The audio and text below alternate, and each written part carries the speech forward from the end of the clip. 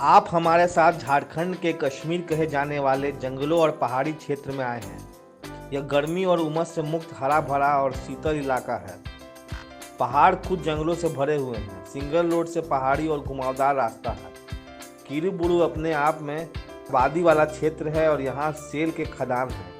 यहाँ से कच्चा लोहा का खनन किया जाता है और अब लौह अयस्क समाप्त हो रहा है। इस हिसाब से स्थानीय लोगों की नौकरी की कम आशा है और यहाँ कंपनी के स्टाफ काम किए जा रहे हैं और क्वार्टर टूट रहे हैं। इसके पड़ोस में हिलटॉप नाम की कॉलोनी बसती है। बगल में सभी बैनर पोस्टर हिंदी में हैं और बगल में सभी बैनर पोस्टर उड़िया में। भाषा के रूप में लोगों के लिए बंगाली उड़िया मिश्रित भाषा चलन में है। किरीबुरू में ठहरने के लिए सेल कंपनी के कुछ गेस्ट हाउस हैं जो पहले से रिजर्व किए जाते हैं।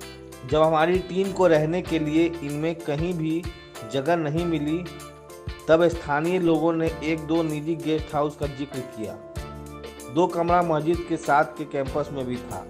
अन्य एक मेडिकल शॉप के साथ कमरा था। कहीं जगह नहीं मिलने पर 6 किलोमीटर ऊपर हिलटॉप कॉलोनी में उड़ीसा के सेल ट्रेनिंग सेंटर के साथ जुड़े हुए गेस्ट हाउस में जुगाड़ लगा पाया। जब यहाँ के झरनों को देखना था तो स्थानीय लोगों ने अपनी गाड़ी छोड़कर लोकल टैक्सी लेने की सलाह दी। झीरिंग नाम के झरना पर बोलेरो गाड़ी से जाने के बाद एक नेचुरल झरना तक हम लोग गए थे और इसके बाद इस इलाके के पानी से खाली डैम का पानी वाली नदियों पर ले जाकर लगभग सब समय बर्बाद किया गया। कोई खास पहचान के लिए अगर इस जगह को कहें तो कुछ मंदिरों का नाम बताया जाता है जो पर्यटन के दृष्टिकोण से उतना महत्वपूर्ण नहीं है।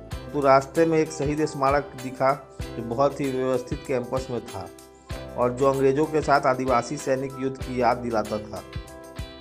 इस कैंपस के गेट पर ताला जड़ा हुआ था और समझ में नहीं आया कि किसी सार्वजनिक महत्व के स्थान को बहुत अच्छी ढंग से व्यवस्थित किया गया और उसी ताले से जड़ दिया गया था। बाहर गेट पर एक बोर्ड पर लिखा था, युद्ध में 100 अंग्रेज सैनिक मारे गए थे और 32 आदिवासियों ने शहादत दी थी। उनमें से 4 को एक शिलालेख के चारों तरफ चित्रित किया गया है।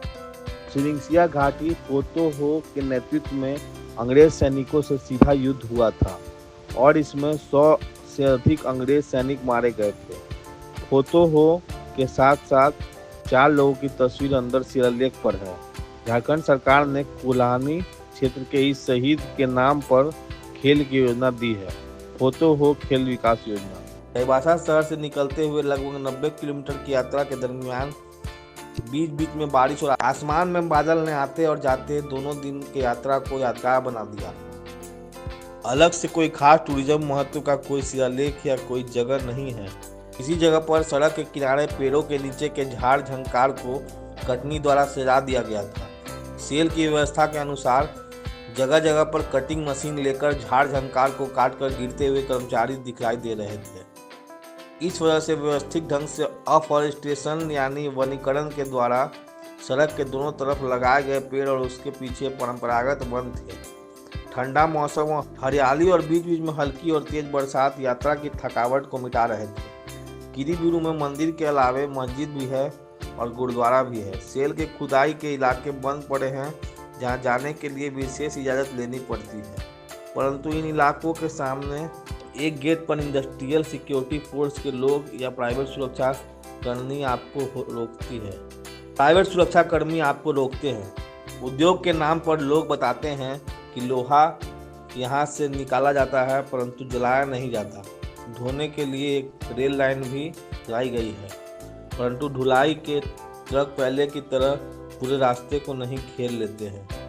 यह एक उजड़ रहा इलाका है और यहाँ आने पर यदि किसी प्राइवेट होटल की बात करेंगे तो उड़ीसा के बड़बिल के कुछ होटल का इशारा किया जाएगा जो छुट्टियों के समय भर दिए गए रहते हैं और यहाँ पर रेट की बार्गेनिंग होती है। इन सब झंझटों से मुक्त हो जाइए और हमारे कमरे की निगाह से इस सिंगल घुमावदार पहाड़ी रास्ते के दोनों तरफ के नज़ारों और झरनों का आनंद लीजिए।